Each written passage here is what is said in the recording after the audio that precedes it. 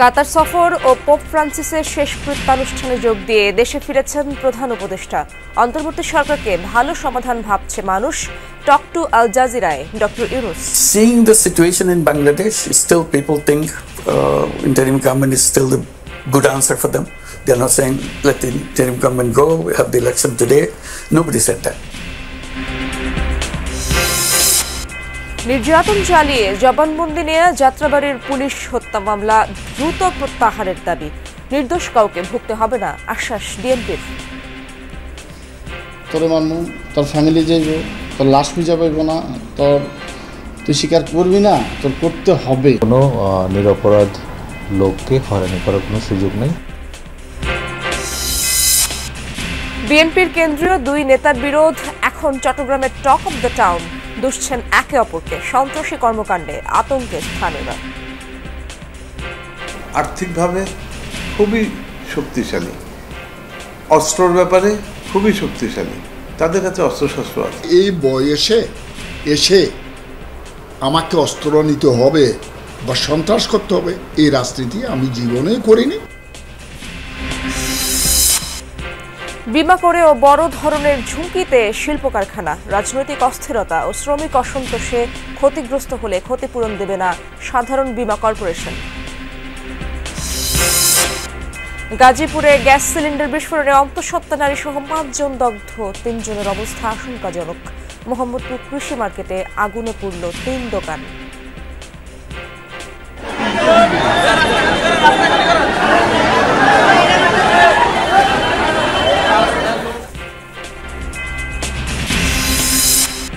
মৌসুম শুরুর আগেই সাতক্ষীরায় কৃত্রিমভাবে পাকানো হচ্ছে আম। অসাধু ব্যবসায়ীদের অপতৎপরতা বন্ধে সচেষ্ট প্রশাসন।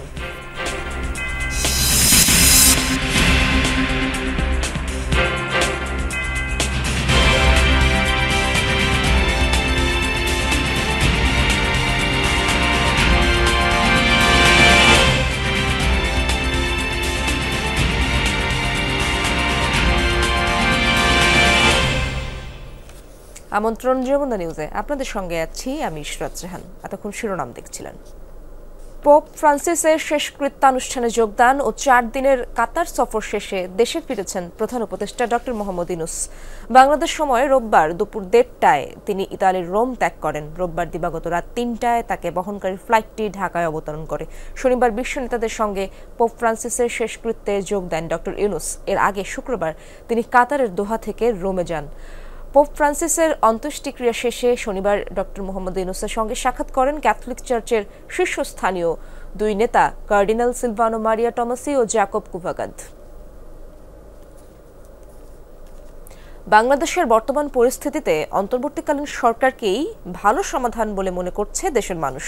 আন্তর্জাতিক গণমাধ্যম আল জাজিরাকে দেয়া সাক্ষাৎকারে এমনটাই জানিয়েছেন প্রধান উপদেষ্টা ডক্টর মোহাম্মদ ইউনুস। তিনি বলেন, শেখ হাসিনা সহ বিদেশে পালিয়ে থাকা জুলাই হত্যাকাণ্ডে জড়িতদের বিচার করতে বদ্ধপরিকর সরকার।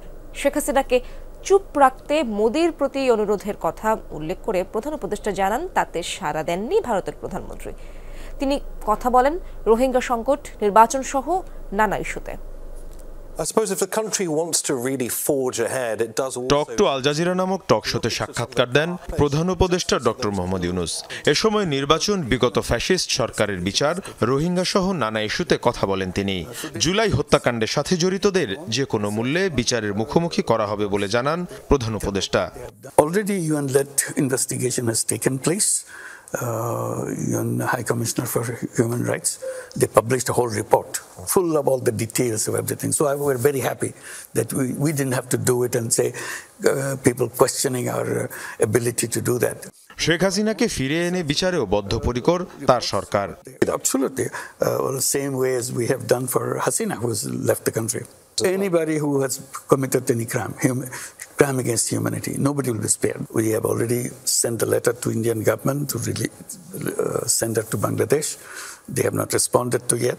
এ সময় বাংলাদেশ থেকে পাচার করা অর্থ ফিরিয়ে আনার চেষ্টা চলছে বলেও জানান ডক্টর ইউনুস। টিউলিপ সিদ্দিকের মতো যারা দুর্নীতির সাথে জড়িত তাদেরকেও বাংলাদেশে ফিরিয়ে এনে বিচারের প্রচেষ্টা চালানো হচ্ছে। Examples of stolen assets, banking system is completely emptied out, taking resources out of the country. Banks were taken out completely by taking over the board of the bank. সাক্ষাৎকারে প্রধান উপদেষ্টা বলেন, ঘোষিত সময়ের মধ্যে নির্বাচন আয়োজনে সব পদক্ষেপ নিচ্ছে তার সরকার।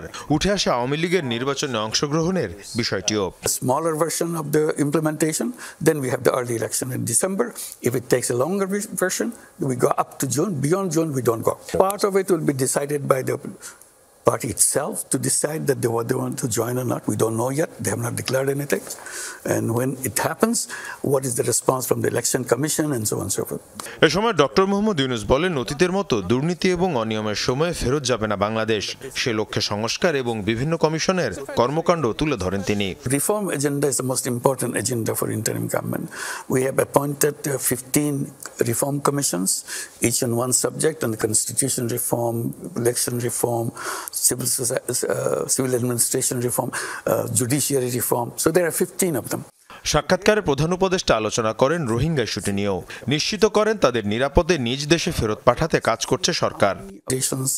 United Nations and also to make sure that these people can go home safely.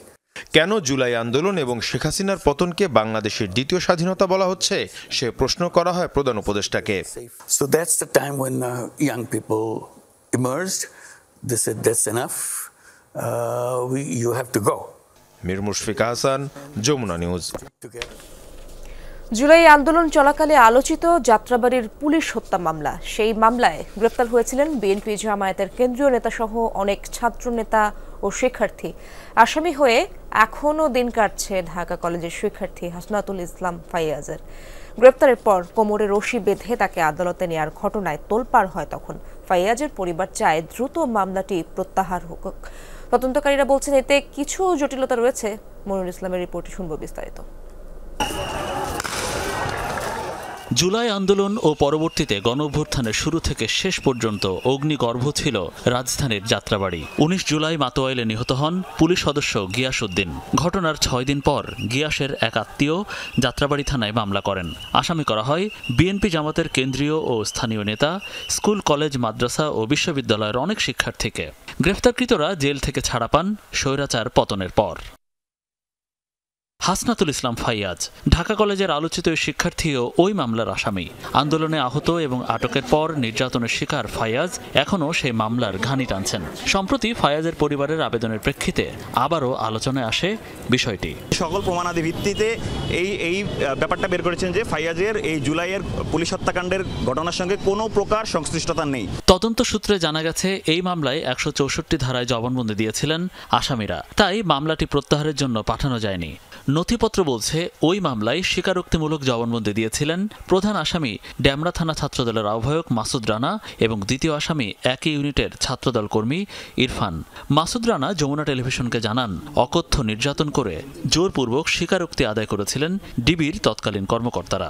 আমাকে ওই টর্চার করে একটা প্রকার সেন্সলেস করে যখন নিয়ে গেল অচেতন অবস্থায়, পরবর্তীতে আমি যখন গাড়িতে আমাকে বললো কোর্টে জমা দেবে। এটা আপনার ভাষায় প্রকাশ করবেন, তোরে মানবো, তোর ফ্যামিলি যাইব, তোর লাশ খুঁজে পাইব না, তুই স্বীকার করবি না, তোর করতে হবে যে কোনো মূল্যে হোক। তো এর মধ্যে অনেক কাগজই তারা সিগনেচার করাইছে বা কোথায় নিয়ে বসাইছে, অনেক সময় দেখা যাচ্ছে দাঁড়ায় থাকতে পারতাম না। আইনজীবীরা বলছেন, জোরপূর্বক স্বীকারোক্তি আদায় হলে আদালতে জবানবন্দি প্রত্যাহারের আবেদন করা যায়। স্বরাষ্ট্র মন্ত্রণালয়ের পক্ষ থেকে মামলাটি ফাইনাল রিপোর্ট দেওয়ার সুযোগ আছে। টোটালটাই এখানে আমরা মনে করব যে যারা আছে এটা নিরপরাধ, এটা রাজনৈতিকভাবে প্রতিহিংসা করার জন্যই ছাত্র দলের, যুব দলের, ছাত্র শিবিরে এবং আদার্স এই নিরপরাধ হাসনাতুল ফাইয়াজকে অ্যারেস্ট করা হয়। মামলাটি এখন তদন্তে আছে ঢাকা মহানগর গোয়েন্দা পুলিশ। নির্দোষ কারো বিরুদ্ধে প্রতিবেদন দেওয়া হবে না বলে জানিয়েছে ডিএমপি। কোনো নিরপরাধ লোককে হয়রানি করার কোনো সুযোগ নেই। আমরা বর্তমানে মামলাগুলো সেভাবেই তদন্ত করছি যাতে প্রত্যেকটা মামলার সঠিক রহস্যটা বের করা যায়। যাত্রাবাড়ির এই মামলার মতো জুলাইয়ের অধিকাংশ মামলা প্রত্যাহার না হয় সাধারণ শিক্ষার্থী ও রাজনৈতিক নেতাকর্মীদের মধ্যে ক্ষোভ রয়েছে। তারা দ্রুত এর সুরাহা চান। মনিরুল ইসলাম, যমুনা নিউজ, ঢাকা। বিএনপির কেন্দ্রীয় দুই নেতার বিরোধ এখন চট্টগ্রামের টক অব দ্য টাউন। সাম্প্রতিক নানা ঘটনায় দুজনেই অনেকটা মুখোমুখি অবস্থানে। তাদেরকে ঘিরে বিভক্ত দলটির নেতাকর্মীরাও। রাউজানে খুন, চাঁদাবাজি, সন্ত্রাস, অস্ত্রবাজির জন্য দুষছেন পরস্পরকে। এ নিয়ে খোলামেলা কথা বললেন যমুনা নিউজের সাথে। গত কয়েক মাস ধরে উত্তপ্ত রাউজান। 9টি হত্যাকাণ্ড ছাড়াও অস্ত্রবাজি, চাঁদাবাজি, দখল, সন্ত্রাসী কর্মকাণ্ডে আতঙ্কে স্থানীয়রা। বিএনপি চেয়ারপারসনের উপদেষ্টা, সাবেক রাষ্ট্রদূত, চট্টগ্রাম উত্তর জেলা বিএনপির আহ্বায়ক গোলাম আকবর খন্দকার এবং বিএনপির ভাইস চেয়ারম্যান ও সাবেক এমপি গিয়াসউদ্দিন কাদের চৌধুরী দুজনের বাড়িই রাউজানে 5 আগস্টের পর দুজনের আধিপত্য চেষ্টার বিষয়টি আলোচনায়। ট্রাক আসে, তাদের থেকে যে চাঁদা উত্তোলন করে কার পকেটে যায়, প্রতি ব্রিক ফিল্ড থেকে 3 লক্ষ টাকা করে চাঁদা আদায় করা হয়েছে, ওই টাকাটা কার পকেটে যায় এটা সবাই জানে। যে কারণে দল হাইকমান্ড শোকজ করেছে। এটা কোন মহল থেকে কার ইঙ্গিতে কোন ঘটনা ঘটছে আমার সাধারণ জনগণ মোটামুটি জানে। পার্টি হাইকমান্ডকেও জানাবো অক্টোবর মাস পর্যন্ত রাউজানে কোনো অঘটন ঘটেছে কিনা। যা ঘটতেছে অক্টোবরের পরের থেকে। সাম্প্রতিক সব ঘটনার জন্য পরস্পরকে দোষারোপ করেন দুজনেই। বিগত যুবলীগ, ছাত্রলীগের সন্ত্রাসীরা তারা কার ছত্র ছায়ে আছে এটা তো ক্লিয়ার হচ্ছে। এই যে রায়হান, সেই কিলার যুবলীগের এই মুহূর্তে কার সাথে আছে? এরা তো ছত্র ছায়া একজনের অধীনে চলে গেছে। যে তো যার অধীনে চলে গেছে সে একটা চিহ্নিত ব্যক্তি এবং তার ব্যাপারে সকলেই ওয়াকিবহাল আছে। হঠাৎ করে রাউজানে সন্ত্রাস, প্রকাশ্যে অস্ত্রবাজির ব্যাপারেও কথা বলেন তারা। এটা একটা সুপরিকল্পিতভাবে একটা জায়গার থেকে অস্থিরতা সৃষ্টি করা হচ্ছে। আওয়ামী লীগের দুর্বৃত্তরা আমাদের বিএনপির বিশেষ এক নেতৃত্বে ছত্রছায়া চলে গেছে। কারাগারে দীর্ঘদিন পৌঁছতে হয়েছে আমাদেরকে। আমরা এত কিছু করে তারা আমার বন্ধু হবে এটা কল্পনার অতীত। যারা দীর্ঘদিন দেশে ছিল না, যারা সরকারের ভয়ে, আন্দোলন সংগ্রামের ভয়ে পালিয়ে গিয়েছিল, তাদের পক্ষে সম্ভব এটা। সম্ভাব্য প্রার্থিতা নিয়ে দুজনের দ্বন্দ্ব, আধিপত্য নিয়ে বিরোধ, উত্তাপ ছড়াচ্ছে দলেও। তারা কিন্তু আর্থিকভাবে খুবই শক্তিশালী, অস্ত্রর ব্যাপারে খুবই শক্তিশালী, তাদের কাছে অস্ত্রশস্ত্র আছে। এই বয়সে এসে আমাকে অস্ত্র নিতে হবে বা সন্ত্রাস করতে হবে এই রাজনীতি আমি জীবনে করিনি। মামুন রশিদ তৌফি, যমুনা নিউজ, চট্টগ্রাম। রাজনৈতিক অস্থিরতা এবং শ্রমিক অসন্তোষে শিল্প কারখানা ক্ষতিগ্রস্ত হলে এবছর ক্ষতিপূরণ পাবেন না বীমা গ্রহীতারা। নন লাইফ ইন্স্যুরেন্সকে বিষয়টি চিঠি দিয়ে জানিয়েছে সাধারণ বীমা কর্পোরেশন এসবিসি। বিদেশি প্রতিষ্ঠানের সাথে করা পুনঃ বীমা চুক্তিতে বিষয়টি অন্তর্ভুক্ত করতে না পারায় এমন সিদ্ধান্ত নেওয়া হচ্ছে। এতে বড় ধরনের ঝুঁকিতে থাকবে দেশের শিল্প খাত এবং সরকারি প্রতিষ্ঠান। বিদেশি বিনিয়োগও বাধাগ্রস্ত হবে বলে মনে করেন শীর্ষ নির্বাহীরা। এজন্য সাধারণ বীমা কর্পোরেশনের অদক্ষতাকে দায়ী করছেন বিশ্লেষকরা। সাধারণ বীমা কর্পোরেশনের অব্যবস্থাপনা নিয়ে আলমগীর হোসেনের ধারাবাহিক প্রতিবেদনের দ্বিতীয় পর্ব আজ ছবি তুলেছেন ওমর ফারুক সুমন। কারখানার পুরো ঝুঁকি মোকাবেলায় বীমা করে থাকে শিল্প প্রতিষ্ঠান। সাধারণত বীমা করার ক্ষেত্রে উদ্যোক্তারা industry all risk IAR policy নিয়ে থাকেন। এতে অন্তর্ভুক্ত থাকে রায়ট, স্ট্রাইক এবং ড্যামেজ বা RSD, অর্থাৎ অগ্নিকাণ্ডের পাশাপাশি রাজনৈতিক অস্থিরতা এবং শ্রমিক অসন্তোষে কারখানা ক্ষতিগ্রস্ত হলে ক্ষতিপূরণ দিয়ে থাকে বীমা কোম্পানি। তবে এবছর RSD বাদ দিয়ে পলিসি নিতে বলেছে সাধারণ বীমা কর্পোরেশন। বিদেশের সাথে করা পুনঃ বীমা চুক্তিতে RSD অন্তর্ভুক্ত করতে না পারায় এমন সিদ্ধান্ত জানিয়েছে এসবিসি। তবে এটি আত্মঘাতী সিদ্ধান্ত বলে মন্তব্য করেছেন শীর্ষ নির্বাহীরা। শিল্পকে অনিশ্চয়তার মধ্যে রেখে ব্যবসা করা সম্ভব নয় বলেও মনে করেন তারা। আমি একটা পার্টির ফায়ার ইন্স্যুরেন্স করব, তারা RSD করব না, এটা হতে পারে না। আমি গ্রাহককে অনিশ্চয়তার মধ্যে রেখে ব্যবসা করতে পারবো না। সুতরাং এটা একটা আত্মঘাতী সিদ্ধান্ত। এই সিদ্ধান্তটা ওনারা মানুক না মানুক, বাট আমরা এটা গ্রাহককে এই কভারেজটা দিব। শুধুমাত্র উদ্যোক্তাদের জন্যই যে এটা একেবারে চিন্তার ব্যাপার তা না, RSD কিন্তু সরকারের জন্য চিন্তার ব্যাপার। কারণ রায়ট, স্ট্রাইক, ড্যামেজে যে ক্ষতি হয় সেটা যে ক্ষতিটা সরকারের সম্পত্তি যেটা ক্ষতি হবে সেটার তাহলে কি হবে। বিশ্লেষকরা বলছেন, অদক্ষতার কারণেই পুনঃবিমা চুক্তিতে আরএসডি অন্তর্ভুক্ত করতে পারেনি এসবিসি।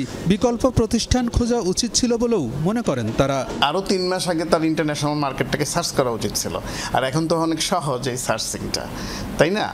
ইভেন ব্রোকারও ধরতে পারত। সমস্যা হয়ে গেছে ওখানে আমলাতন্ত্র, ম্যানেজিং ডিরেক্টর, চেয়ারম্যান, বোর্ড, হ্যাঁ, এরা সব ধারাবাহিকভাবে আমলারা এখানে বসে আছেন। শিল্প খাতের বিমা চুক্তিতে আরএসডি গুরুত্বপূর্ণ। এটি না থাকায় ব্যবসার অনেক ক্ষতি হবে বলে মনে করে নিয়ন্ত্রক সংস্থাও। ইন্ডাস্ট্রিয়াল অল রিস্ক পলিসি, এই পলিসির আওতায় কিন্তু রায়ট, স্ট্রাইক ড্যামেজ এবং malicious damage these are covered. তো অটোমেটিক্যালি আইআর পলিসি তো সেটার ইম্প্যাক্ট পড়বে যদি আপনার রায়ট, স্ট্রাইক এই সমস্ত কাভারেজ যদি না দেওয়া যায়, তাহলে ইম্প্যাক্ট তো হবেই। সাধারণ বীমা কর্পোরেশন বলছে, আরএসডি না থাকার বিষয়টি পুরোপুরি সঠিক নয়। সিদ্ধান্ত পুনর্বিবেচনার জন্য বিদেশি প্রতিষ্ঠানকে চিঠি দেওয়া হয়েছে বলে জানিয়েছেন কর্মকর্তারা। সার্কুলার দিয়ে জানাইছি যে আপনারা সতর্ক থাকেন, কিন্তু আমরা প্রতিটা কোম্পানিকে আলাদা আলাদা কাভার নোট দিব, এবং সেক্ষেত্রে এই কোন লেয়ারে কখন পাবে না, কয় টাকার পর কয় টাকা পাবে না সেটা বলে দিব। আরএসডি কিন্তু আছে, তো আরএসডি বিহীন হয়ে যায়নি। Standard fire policy RSD cover আছে, একটা সার্টেন লেভেলের পর পাবে না। অস্থিরতার কারণেই পুনঃবিমা চুক্তির ক্ষেত্রে বিদেশি প্রতিষ্ঠানগুলো আরএসডির ঝুঁকি নিতে চাচ্ছে না বলে জানিয়েছে সাধারণ বীমা কর্পোরেশন। আলমগীর হোসেন, যমুনা নিউজ, ঢাকা। গাজীপুরের জয়দেবপুর থানা এলাকায় রান্নার সময় গ্যাস সিলিন্ডার বিস্ফোরণে শিশুসহ 5 জন দগ্ধ হয়েছেন। তাদেরকে জাতীয় বার্ন ও প্লাস্টিক সার্জারি ইনস্টিটিউটে ভর্তি করা হয়েছে। রোববার রাতে জাতীয় বার্ন ইনস্টিটিউটের পরিচালক এই তথ্য নিশ্চিত করেন। জানান, 30 বছর বয়সী তাসলিমার শরীরের 95% পুড়ে গেছে। তিনি 5 মাসের অন্তঃসত্ত্বা ছিলেন। এছাড়াও দগ্ধদের 2 জনের শরীরের 90% পুড়ে গেছে। এই 3 জনের অবস্থায় আশঙ্কাজনক বলে জানান আবাসিক চিকিৎসক ডক্টর শাওন বিন রহমান। বাকি 2 জনের একজনের 32%, অপরজনের 28% পোড়া আছে। দগ্ধ পারভিন, তাসলিমা ও সীমার বয়স 30-এর উপরে। এছাড়া 10 বছর বয়সী তানজিলা ও 1.5 বছরের আয়ানও দগ্ধ হয়েছে। দগ্ধদের স্বজনরা জানান, রোববার সন্ধ্যা 7টার দিকে বাসন থানার মোগরখাল এলাকার একটি বাসায় এই ঘটনা ঘটে। পারভিন সন্ধ্যায় রান্না করার সময় গ্যাস সিলিন্ডারের লিকেজ থেকে হঠাৎ বিস্ফোরণ ঘটে। দগ্ধ অবস্থায় প্রথমে তাদের সদর হাসপাতালে নেওয়া হয়, সেখান থেকে আনা হয় ঢাকায়।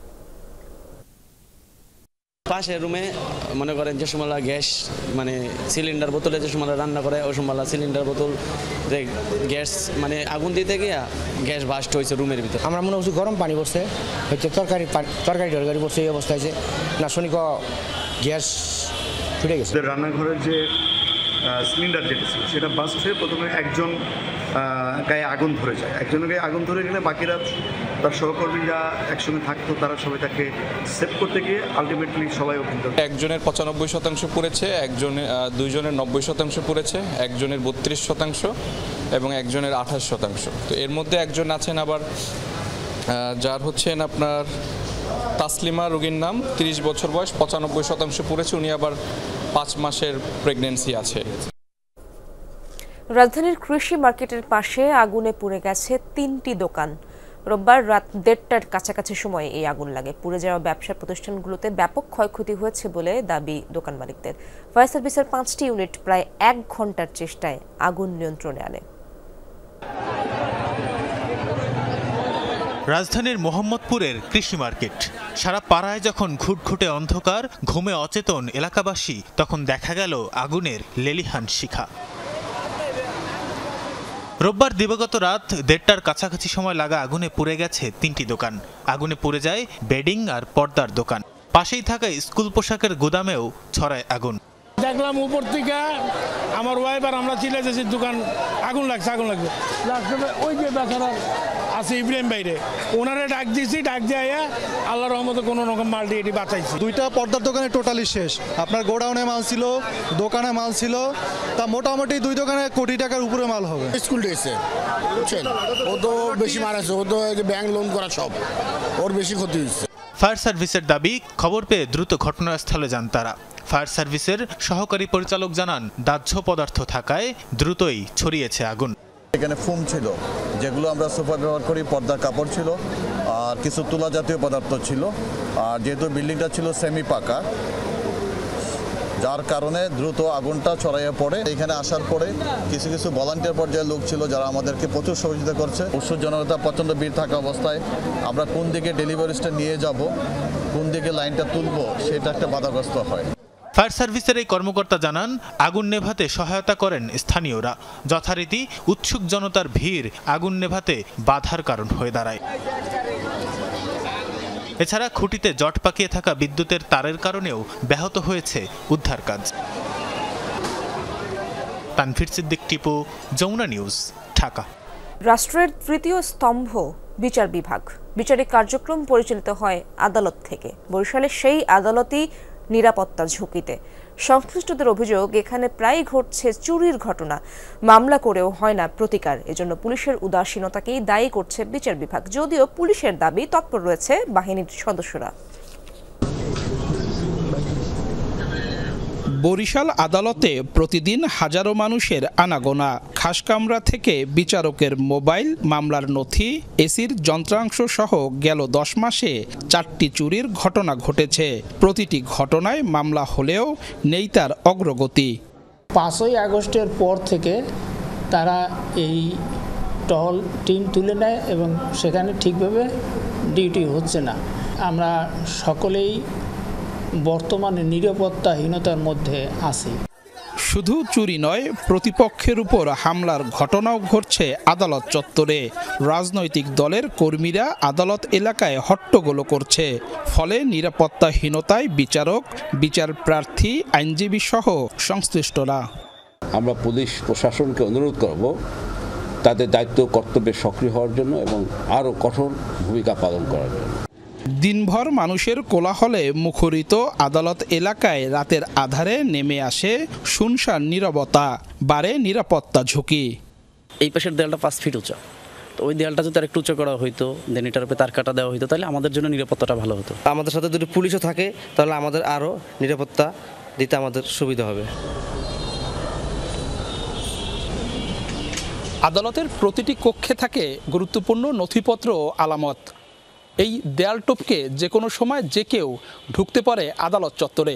চুরি, ডাকাতি, এমনকি নাশকতার মতো ঘটনা ঘটাতে পারে। 2015 সালে আদালতের একটি ভবনে আগুন দেয় দুর্বৃত্তরা। তখন পুড়ে নষ্ট হয় বহু নথিপত্র। আদালতের নিরাপত্তা নিশ্চিতে অগ্রাধিকার দেওয়ার কথা বলছেন নগর পুলিশের প্রধান। আদালতে অনেক গুরুত্বপূর্ণ ডকুমেন্ট থাকে এবং এটা পুলিশের জন্য গুরুত্বপূর্ণ, দেশের জনগণের জন্য গুরুত্বপূর্ণ, এটার অগ্রাধিকার অবশ্যই থাকবে। সম্প্রতি চুরির ঘটনায় তোলপাড় হলে আদালতের রাত্রিকালীন নিরাপত্তায় পুলিশ মোতায়েন করেছে বিএমপি। কাউসার হোসেন, যমুনা নিউজ, বরিশাল। প্রান্তিক মানুষের আইনি সুরক্ষায় আশার আলো দেখাচ্ছে হবিগঞ্জ লিগ্যাল এইড অফিস। অর্থাভাবে ন্যায় বিচার বঞ্চিত হাজারো মানুষ বিনামূল্যে পাচ্ছে আইনি সহায়তা। বিকল্প পদ্ধতিতে বিরোধ নিষ্পত্তি আর ক্ষতিপূরণ আদায়ে প্রতিষ্ঠানটি রাখছে দৃশ্যমান ভূমিকা। গত 4 বছরে নিষ্পত্তি হয়েছে আবেদনের 56% বিরোধ। জ্যেষ্ঠ আইনজীবীরা মনে করেন, অভিজ্ঞদের সম্পৃক্ততা বাড়ালে ন্যায় বিচার আরও দ্রুত ও সহজলভ্য হবে। বয়স মাত্র 13। বইয়ের পাতায় যখন স্বপ্ন আঁকার কথা, তখন বাবার বন্ধুর কোনো জোরে পড়ে এলোমেলো হয়ে যায় নিষ্পাপ কিশোরীর জীবন। নানা ভয়ভীতি আর সামাজিক শঙ্কায় কাবিন ছাড়াই মেয়েকে 35 ঊর্ধ্ব ব্যক্তির সাথে বিয়ে দিতে বাধ্য হন ভূমিহীন বাবা। এরপর থেকেই ছোট্ট শরীরে শুরু হয় অমানসিক নির্যাতন। হাসপাতালেও ভর্তি হতে হয় হবিগঞ্জ বানিয়াচংয়ের গুনুই গ্রামের 5ম শ্রেণী পড়ুয়া কিশোরীকে। নেশা হয়ে এত মানুষের মাথা ঠিক থাকে না, আমারে অমুক এই ধরনের সেই ধরনের কথা বললে যেমন মার দেয় আমার অবস্থা একবারে সিরিয়াস। আমার মেয়ে বিয়া করবার লাগে অনেক জোর করে, দেখি যদি না দেয় তার বাইল মতো সে জুড়ে নিব। নির্যাতনের মাত্রা চরমে উঠলে সাহস করে ওই কিশোরী ছুটে যায় আইনগত সহায়তা প্রদান সংস্থা লিগ্যাল এইড অফিসে। 50,000 টাকা ভরণ পোষণ আদায়ের পর ছিন্ন হয় মৌখিক বৈবাহিক সম্পর্ক। এরপর মা বাবার ছায়ায় ফেরে কিশোরী। দেশে ছুটে আসেন সৌদি প্রবাসী মা। আদালতে যাওয়ার পরে আমি এতটুকুই পাইছি যে তার অত্যাচার থেকে বাঁচতে পারছি, আমি আমার মা বাবার কাছে আসতে পারছি। ফোন করে ফোনে যে বাচ্চাটা এখান দে এই যে মারছে, অনেক কষ্ট, খালি আম্মা তুমি বাংলাদেশ, আম্মা তুমি বাংলাদেশ। জেলা লিগ্যাল এইড অফিসে জমে আছে এমন হাজারো গল্প।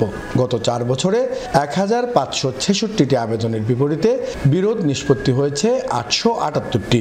আইনি সেবা দেওয়া হয়েছে 3324 জনকে। ক্ষতিপূরণ আদায় হয়েছে 2,35,67,000 টাকা। মাস 1.5 মাসে বিষয়টা শেষ হয়ে গেছি, আমরা খুব একটা শান্তি পাইছি। আমার ন্যায় বিচার পাইছি, আমার টাকা পয়সা লাগছে না, বিনা টাকায় আমার অনেক উপকার হয়েছে। আমার টাকা পয়সা নাই, আমি ভিক্ষা করে খাইতেছি, আমি অপরিবারে মানে আমি আশ্রয় হয়েছি। প্রান্তিক মানুষের সেবায় প্যানেলভুক্ত আইনজীবী রয়েছেন 45 জন। তবে নামমাত্র সম্মানী আর সুযোগ সুবিধার অভাবে মামলা পরিচালনায় আগ্রহ হারাচ্ছেন তারা। ফিসটা সন্তোষজনক নয়, যার ফলে অনেক যারা প্রাইভেট মামলা লইয়া এঙ্গেজ থাকে ওনারা ওই মামলাটা পরিচালনা করতে অনেক সময় শিথিলতা আসে। ডিসেম্বরে মনে বিল পাওয়া গেছে, এরপরে কোন মাসের আমার আর মনে নাই, কিন্তু এই মাসে আবার পাস হবে। জ্যেষ্ঠ আইনজীবীরা বলছেন অভিজ্ঞ আইনজীবীদের সম্পৃক্ত করা গেলে প্রান্তিক জনগোষ্ঠী দ্রুত ন্যায় বিচার পাবে। মানবতার সেবা করলে দরিদ্র মানুষই বলেন আর যে কোনো মানুষই বলেন, মানবতার সেবা করতে হলে সেটা অর্থ বিবেচনায় চিন্তা করা উচিত। লিগ্যাল এইডের কার্যক্রম পরিচালনার ক্ষেত্রে বিজ্ঞ আইনজীবী নিয়োগ করা এবং তাদের উপযুক্ত সম্মানের ব্যবস্থা। আইনজীবীরা মামলা চালাতে অনেকটা নিরুৎসাহিত হন। যদি তাদের সম্মানটা সম্মানজনকভাবে দেওয়া হয় তাহলে হয়তো তারা এই মামলাগুলো চালানোর ব্যাপারে আরও উৎসাহিত হবে। অর্থাভাবে থেমে থাকা স্বপ্নগুলোকে নতুন আশা দেখাচ্ছে এখানকার লিগ্যাল এইড অফিস। সচেতনতা আর প্রচার বাড়ানো গেলে বিনামূল্যের এই সেবায় যুক্ত হবে হাজারো অসহায় মানুষ। প্রদীপ দাস সাগর, যমুনা নিউজ, হবিগঞ্জ। অবশেষে স্থগিত করা হলো 46তম বিসিএস এর লিখিত পরীক্ষা। এই সিদ্ধান্তের পর অনশন প্রত্যাহার করলেও অবস্থান কর্মসূচি চালিয়ে যাওয়ার ঘোষণা দিয়েছেন পিএসসি সংস্কারের দাবিতে আন্দোলনরত শিক্ষার্থীরা। রাতে উপদেষ্টা আসিফ মাহমুদ ও পিএসসি চেয়ারম্যান মুবাশ্শের মোনেমের হস্তক্ষেপে অনশন ভাঙে 4 শিক্ষার্থী। এর আগে সন্ধ্যায় প্রায় 2 ঘন্টা শাহবাগ মোড় অবরোধ করে রাখে আন্দোলনকারীরা। হয় ভোগান্তি। গেল কয়েকদিন ধরেই রাজু ভাস্কর্যের পাদদেশে অনশন করছেন বেশ কয়েকজন চাকরি প্রত্যাশী। মূল দাবি সরকারি কর্ম কমিশন, পিএসসি সংস্কার। রোববার সন্ধ্যায় পূর্ব ঘোষিত কর্মসূচির অংশ হিসেবে শাহবাগ মোড়ে অবস্থান নেন তারা। বন্ধ হয় যান চলাচল, ভোগান্তিতে পড়েন শত শত মানুষ। বোর্ডের নিরপেক্ষ এবং সদস্যরা যাতে নিরপেক্ষ থাকে, কোনো রাজনৈতিক দলের কেউ যাতে এজেন্ডা বাস্তবায়িত না হয়। বিসিএস এ যে ওভারল্যাপিং হয় এবং যে দীর্ঘসূত্রিতা হয়, একটা বিসিএস কমপ্লিট করতে 4-5 বছর সময় লাগে, এই সময়টা যেন কমে আসে। প্রায় 2 ঘন্টার অবরোধ শেষে আবারও রাজু ভাস্কর্যের সামনে ফেরে আন্দোলনকারীরা। এরই মধ্যে শিক্ষার্থীদের সাথে বৈঠকে বসেন এলজিআরডি উপদেষ্টা আসিফ মাহমুদ সজীব ভুইয়া ও পিএসসি চেয়ারম্যান অধ্যাপক ডক্টর মুবাশ্শের মোনেম। বৈঠক শেষে দাবি মানার আশ্বাস দিয়ে অনশনরত শিক্ষার্থীদের অনশন ভাঙান পিএসসি চেয়ারম্যান। উপদেষ্টা আসিফ মাহমুদ পিএসসির স্থায়ী সংস্কারে কমিটি গঠনের কথা জানান। পিএসসি পর্যায়ে যে সংস্কারগুলো করা সম্ভব সেগুলোর বিষয়েও পিএসসির যারা দায়িত্বশীল আছেন ওনাদের সাথে বসে আন্দোলনরত শিক্ষার্থীরা আলোচনার মাধ্যমে পিএসসির একটা দীর্ঘমেয়াদী সংস্কারের জন্য কাজ করবেন। অন্তত যাতে আরও 20-30 বছর বাংলাদেশে এই যে নিয়োগের যে প্রক্রিয়া, যে নিয়োগকে কেন্দ্র করে এই গণঅভ্যুত্থান, সেই নিয়োগের প্রক্রিয়ার স্বচ্ছতা এবং নিরপেক্ষভাবে নিশ্চিত করা যাবে। তবে চাকরির প্রত্যাশীরা জানান শুধু মুখের কথা নয়, জারি করতে হবে প্রজ্ঞাপন। প্রশ্ন ফাঁস যারা করেছে, যারা আবেদগণের সাথে জড়িত, তাদেরকে আইনের আওতায় আনা হবে। সমগ্র বাংলাদেশের সকল শিক্ষা প্রতিষ্ঠানে আমরা এই 8 দফা দাবি আদায়ের জন্য কর্মসূচি পালনের আহ্বান জানাচ্ছি। দাবি আদায়ে নতুন কর্মসূচিও ঘোষণা করে আন্দোলনকারীরা। সোমবার বিকেলে রাজু ভাস্কর্যের সামনে হবে গণজমায়েত। তাজনুর ইসলাম, যমুনা নিউজ, ঢাকা। পটুয়াখালীতে নিজ গ্রামে জানাজা শেষে বাবার কবরের পাশেই দাফন করা হলো লামিয়াকে। তার মরদেহ গ্রামে পৌঁছালে কান্নায় ভেঙে পড়েন স্বজন ও প্রতিবেশীরা। জুলাই অভ্যুত্থানে বাবা শহীদ হওয়ার পর মেয়েকে সংঘবদ্ধ ধর্ষণ, এরপর আত্মহত্যা। কিছুতেই এমন মৃত্যু মানতে পারছেন না কেউই। লামিয়ার আত্মহত্যার দায়ে রাষ্ট্রকেই নিতে হবে বলছেন রাজনীতিবিদরা। রাজধানী থেকে 9 মাস আগে কফিনবন্দি হয়ে গ্রামের বাড়িতে ফিরেছিলেন জুলাই অভ্যুত্থানে শহীদ জসিমউদ্দিন হাওলাদার। এবার বাবার পাশেই চিরনিদ্রায় শায়িত হতে ফিরল মেয়ে লামিয়ার মরদেহ।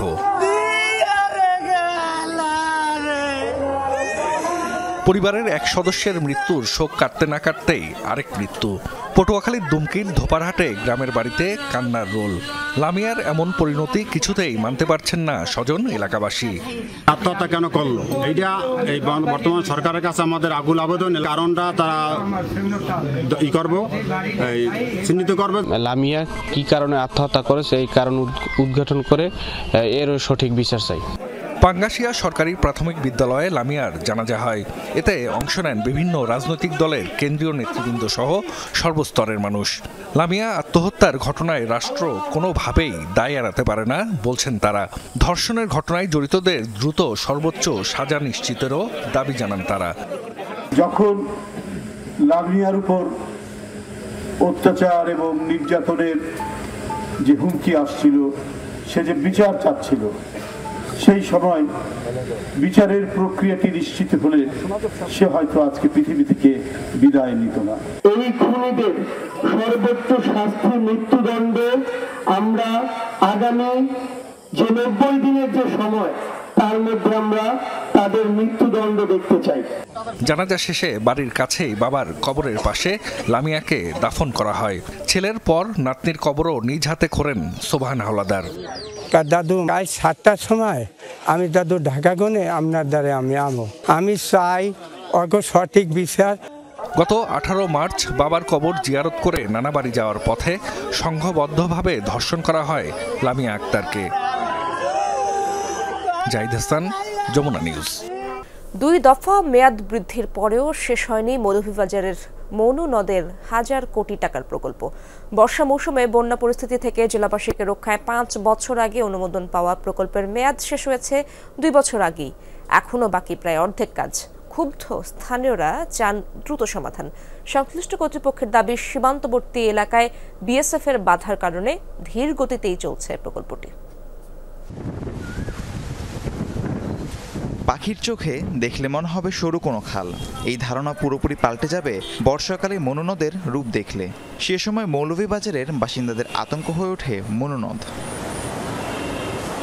2018 সালে বন্যার ভয়াবহতা দেখার পর মনু নদের ভাঙন হতে মৌলভীবাজার জেলা সদর, রাজনগর ও কুলাউড়া রক্ষা প্রকল্প গ্রহণ করা হয়।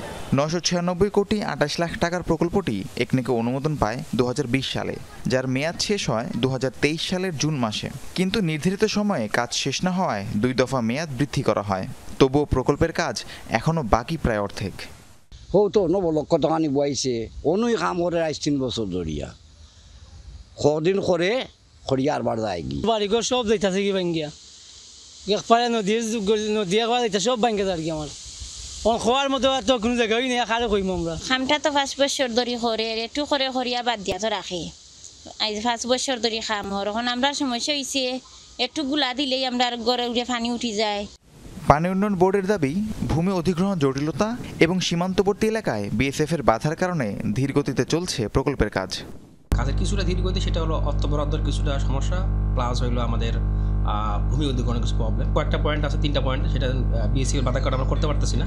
সেটা যদি আমরা সমাধান করার জন্য আমরা অলরেডি জিআরসির মাধ্যমে আমরা চেষ্টা চালা যাচ্ছি। বন্যা সমস্যার স্থায়ী সমাধানে প্রকল্পের কাজ দ্রুত শেষ করার দাবি তীরবর্তী এলাকার বাসিন্দাদের। রাহিম সারোয়ার, যমুনা নিউজ। বৈশাখের পরই মধু মাস জ্যৈষ্ঠ। বাজারে পাওয়া যায় আম, কাঁঠাল, লিচু সহ নানা ধরনের ফল। সাতক্ষীরার আমের চাহিদাও রয়েছে দেশ জুড়ে। তবে মৌসুম শুরুর আগেই কৃত্রিমভাবে আম পাকিয়ে বাজারে তুলছেন অসাধু ব্যবসায়ীরা। অপতৎপরতা বন্ধে কাজ করছে প্রশাসন।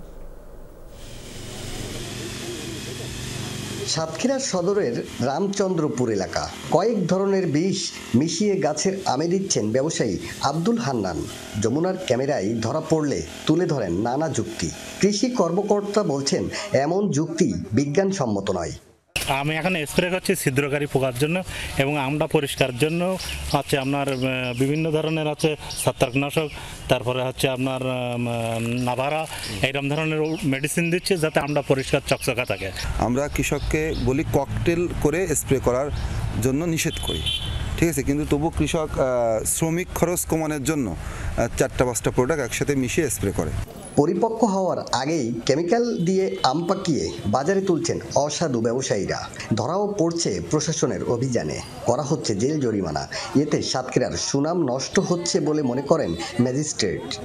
লোক বলছিল যে মেডিসিন দোয়াতে এরা পটের ভিতরে করিয়ে হাত দিয়ে কি মেডিসিন দিয়েছে এটার নামটা ছাড়া আমার মনে নেই। সাতক্ষীরার আম সারা শুধু বাংলাদেশে নয়, সারা পৃথিবীতেই বিখ্যাত। এই আমের যারা সুনাম নষ্ট করতেছে তারা শুধু সাতক্ষীরার ক্ষতি করতেছে না, তারা বাংলাদেশে ভাবমূর্তি ক্ষতি করতেছে। এরকম যদি কারো বিরুদ্ধে আমরা অভিযোগ পাই, আমরা কঠোর আইনানুগ ব্যবস্থা নেব। আম ক্যালেন্ডার ঘোষণার পর গাছ থেকে ফল ভাঙতে পারবেন চাষিরা। অপতৎপরতা ঠেকাতে মাঠে রয়েছেন কর্মকর্তারা, জানালেন জেলা প্রশাসক। কোনো ধরনের কেমিক্যাল মিশ্রিত আম যেন বাজারজাত না হয় সে বিষয়ে আমরা কাজ করে যাচ্ছি। আমরা আশা করছি যে এবছর আমের যে ফলন, আমাদের কৃষকরা এই আমের ভালো একটা দাম পাবেন। সিদ্ধান্ত দিয়েছি যে যারা কৃষি অফিসার আছেন তারা তদারক করবেন, আমাদের জন্য তারা তদারক করবেন এবং নিয়মিতই 5 মে পর্যন্ত আমাদের মোবাইল কোর্ট পরিচালিত হবে। এবছর আমের ফলন হয়েছে বেশ ভালো। জেলায় 4135 হেক্টর জমিতে রয়েছে আম বাগান। ফলনের লক্ষ্যমাত্রা ধরা হয়েছে 80,000 মেট্রিক টন। 2016 সাল থেকে বিদেশে রপ্তানি হয়ে আসছে সাতক্ষীরার আম। সবশেষ 2024 সালে রপ্তানি হয়েছিল 60 মেট্রিক টন। এবছর 70 মেট্রিক টন রপ্তানির আশা করছে কৃষি বিভাগ। আকরামুল ইসলাম, যমুনা নিউজ, সাতক্ষীরা। ভারত পাকিস্তান উত্তেজনা ঘিরে আরেক যুদ্ধক্ষেত্রে পরিণত হয়েছে সোশ্যাল মিডিয়া। দুদেশের সক্ষমতা নিয়ে ট্রল পাল্টা ট্রলের রীতিমতো সয়লাব ফেসবুক, টুইটার সহ অন্যান্য সামাজিক মাধ্যম। পাল্লা দিয়ে মাঠে নেমেছে মূলধারার অনেক গণমাধ্যমও। উন্মাদনায় ছড়ানো হচ্ছে বহু ফেক নিউজ। তবে পাল্টাপাল্টি কাদা ছোড়াছুড়ির মধ্য দিয়েও উঠে আসছে বহু সত্য ঘটনা। এসেছিলেন বীরের বেশে, ভাঙবেন পাকিস্তানি দূতাবাস। লন্ডনের রাস্তায় অন্যান্যদের সাথে এভাবেই ঔদ্ধত্য আর আক্রমণাত্মক অঙ্গভঙ্গি করেন এক ভারতীয় যুবক।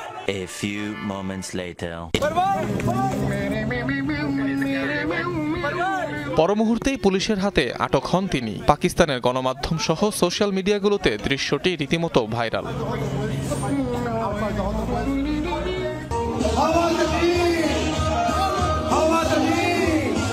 চিরবৈরী দুই প্রতিবেশীর মাঝে উত্তেজনার এখন নতুন ইস্যু চা। 2019 সালে পাকিস্তানের হাতে আটক হওয়ার পর ভারতীয় বিমান সেনা অভিনন্দনকে পান করতে দেওয়া হয়েছিল চা।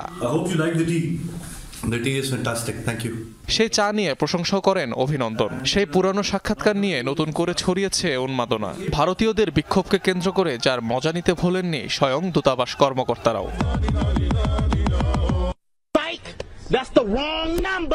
বাস্তবে না হলেও সোশ্যাল মিডিয়ায় যেন শুরু হয়ে গেছে ভারত পাকিস্তান যুদ্ধ। মিম পাল্টা মিমে রীতিমতো ছেয়ে গেছে গোটা নেট দুনিয়া। সোশ্যাল হ্যান্ডেল এক্স ট্রেন্ডিং এ এখন বেশিরভাগই ভারত পাকিস্তান মিম।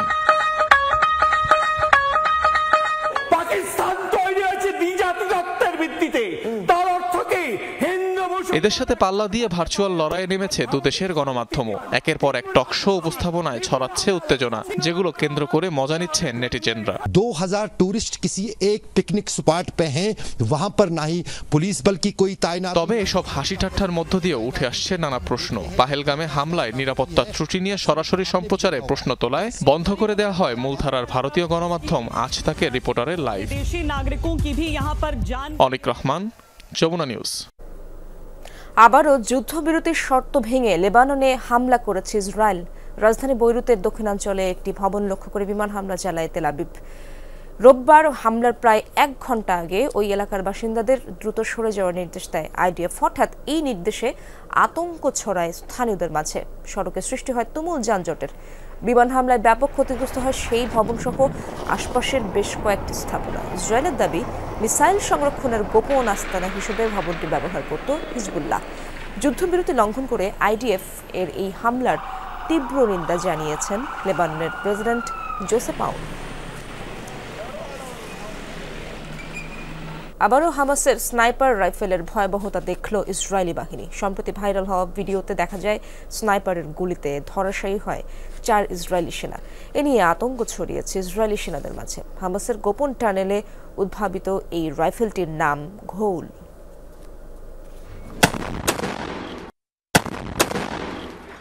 গোপন স্থান থেকে চলছে হামাসের স্নাইপার হামলা। মুহূর্তেই ছিন্ন ভিন্ন ইসরায়েলি সেনা, ধরাশায়ী একে একে 4 ইসরায়েলি সেনা। সম্প্রতি বিভিন্ন গণমাধ্যমে প্রচারিত হয় হামাসের স্নাইপার হামলার দৃশ্য।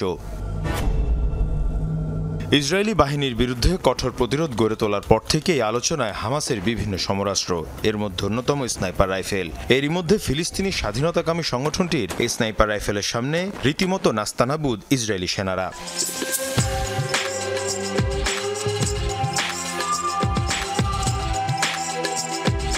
গোপন টানেলে নিজস্ব প্রযুক্তিতে তৈরি করা হয় এই রাইফেল। অনেকটাই অস্ট্রিয়ান স্টেয়ার HS-50 ক্যালিবার রাইফেলের ডিজাইনের আদলে তৈরি করা হয়েছে স্নাইপারটি। বিভিন্নভাবে সংগ্রহ করা লোহার টুকরা থেকে তৈরি করা হয় এর ব্যারেল। টেলিস্কোপ সাইটও তৈরি করা হামাসের নিজস্ব প্রযুক্তিতে। এই রাইফেলে ব্যবহৃত হয় 50 ক্যালিবারের বুলেট। গোপন টানেলেই তৈরি হয় এসব গুলি। ভারী বুলেট টার্গেটের ওপর ফেলে ধ্বংসাত্মক প্রভাব, ছিন্ন ভিন্ন হয়ে যায় টার্গেট। ঘৌল নামের এই স্নাইপার রাইফেলটি খুব সহজেই বহনযোগ্য। হামাসের সিনিয়র নেতা আদনান আল ঘৌলের নামে নামকরণ করা হয়েছে এটির। 2004 সালে ইসরায়েলি হামলায় নিহত হন ঘৌল। মীর মুশফিকা হাসান, যমুনা নিউজ। আলোচনায় উত্তর কোরিয়ার নতুন যুদ্ধজাহাজ। 5000 টনের বেশি ওজনের এই যুদ্ধজাহাজ থেকে ছোড়া যাবে 82টির বেশি ক্ষেপণাস্ত্র।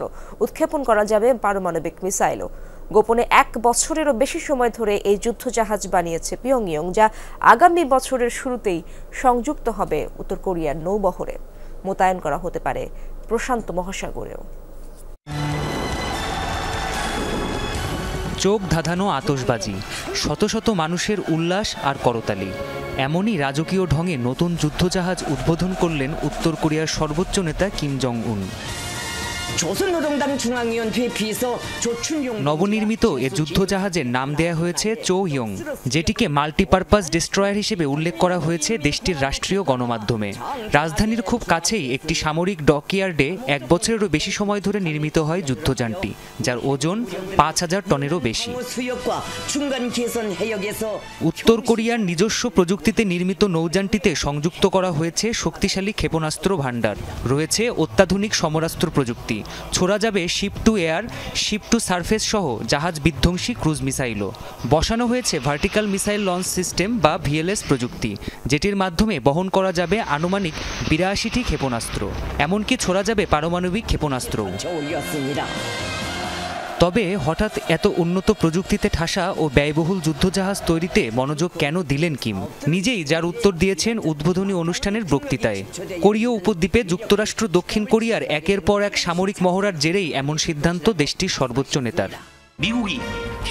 যুক্তরাষ্ট্র তার সামরিক বাহিনীর সক্ষমতা বাড়াতে নিত্য নতুন প্রযুক্তি ব্যবহার করছে, তাই কৌশলগত দিক বিবেচনা করে আমাদেরকেও সামরিক সক্ষমতা বৃদ্ধি করা প্রয়োজন। আগামী বছরের শুরুতেই দেশটির নৌবহরে যুক্ত হবে রণতরীটি, যা বহরের অন্যান্য নৌযানের সাথে মোতায়েন করা হতে পারে প্রশান্ত মহাসাগরীয় অঞ্চলে। কদিন আগেই পারমাণবিক ডুবোযান বা সাবমেরিনের ছবি প্রকাশ করে উত্তর Korea. Pranpratim Kundu, Jamuna news. BNP মনোনীত প্রার্থী মোহাম্মদ ইশরাক হোসেনকে ঢাকা দক্ষিণ সিটি কর্পোরেশনের মেয়র ঘোষণা করে গেজেট প্রকাশ করেছে নির্বাচন কমিশন। রোববার নির্বাচন কমিশন থেকে এই তথ্য নিশ্চিত করা হয়। জানানো হয়, আইন মন্ত্রণালয়ের মতামতের ভিত্তিতেই কমিশন এই সিদ্ধান্ত নেওয়া হয়েছে। গত বৃহস্পতিবার গেজেটের বিষয়ে প্রধান নির্বাচন কমিশনারের সঙ্গে দেখা করেন ইশরাক হোসেন। 2020 সালের 1 ফেব্রুয়ারি ডিএসসিসির সবশেষ নির্বাচন অনুষ্ঠিত হয়। সেই নির্বাচনে অনিয়ম দুর্নীতির অভিযোগ তুলে ফল বাতিল চেয়ে একই বছরের 3রা মার্চ মামলা করেন ইশরাক হোসেন। গত 27 মার্চ ওই নির্বাচনের ফল বাতিল করে ইশরাককে মেয়র ঘোষণা করে রায় দেন ঢাকার প্রথম যুগ্ম জেলা জজ ও নির্বাচনী ট্রাইব্যুনাল।